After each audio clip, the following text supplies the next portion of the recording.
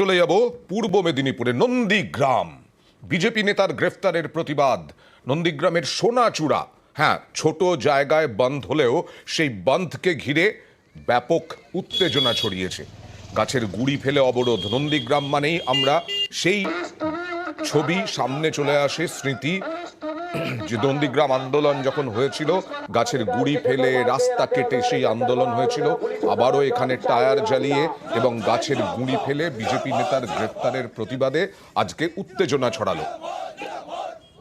কথা বলবো প্রতিনিধি সুজিতের সঙ্গে। সুজিত, আবার কি নতুন করে কোনো নেতা গ্রেফতার হয়েছেন? কবে গ্রেফতার হয়েছেন যার প্রতিবাদে বন্ধ?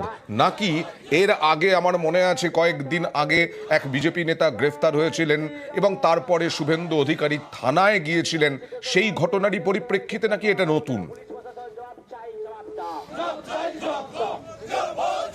নতুন, এবং গতকাল তাকে গ্রেপ্তার করা হয়। আচ্ছা। এবং যেটা অভিযোগ, বিজেপির দাবি, তাদের বক্তব্য বাইরে থাকা, ভিন রাজ্যে থাকা এক বিজেপি কর্মী বাড়ি ফিরেছিলেন কালকে, তাকে মিথ্যে মামলায়, যেটা বিজেপির অভিযোগ, গ্রেপ্তার করা হয়েছে এবং রাতারাতি বন্ধ রাখা হয়।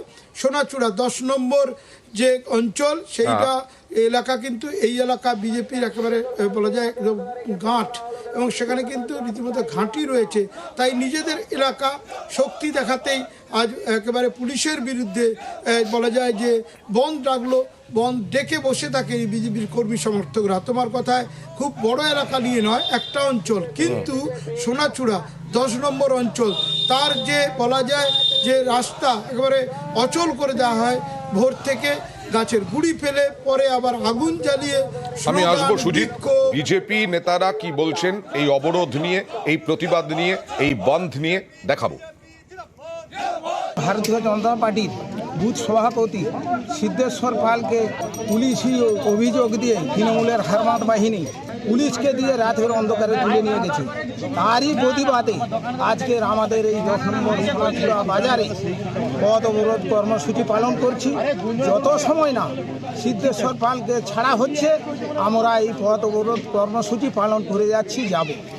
সুজিতের সঙ্গে কথা বলবো আরো একবার। সুজিত, আসলে তুমি যেটা বলছিলে, একদম রাস্তায় নেমে পড়েছিলেন, রাস্তায় নেমে পড়েছেন, গাছের গুড়ি ফেলে টায়ার জ্বালিয়ে একেবারে বিজেপি রাস্তায়।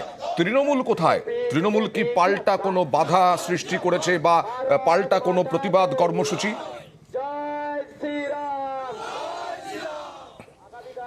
তারা কিন্তু আসরে না বেরিয়ে তারা বিরোধিতা করেনি, বিরোধিতা করেছে যেটা, সেটা হলো সংবাদ মাধ্যমের সামনে। তারা অভিযোগ করছেন রাজনৈতিক উদ্দেশ্যে বিজেপি এটা করছে, পুলিশের কাজ করছে, এর সঙ্গে শাসক দলের কোনো যোগ নেই। আসলে ভোট বড় বালাই, সেখানে যদি লোকসভার ভোট হয় একেবারে মাস শেষ হলেই দামামা বাজবে কাছাকাছি গিয়ে।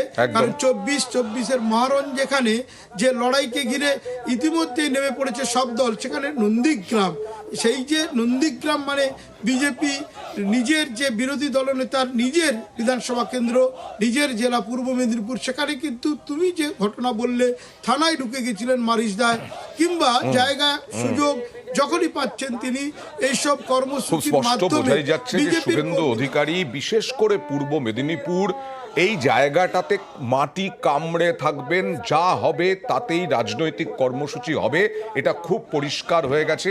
আর নন্দীগ্রাম পূর্ব মেদিনীপুর মানেই শুভেন্দু অধিকারীর কর্মসূচি থাকবে স্পষ্ট। তৃণমূল কি বলছে দেখুন।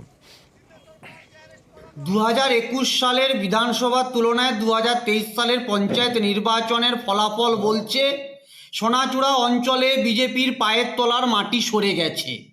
সেই হতাশাগ্রস্ত এবং হীনমন্যতা থেকে তারা প্রতিহিংসাবশত সোনাচূড়া গোকুলনগরকে সন্ত্রাসের মুক্তাঞ্চল করতে চাইছে।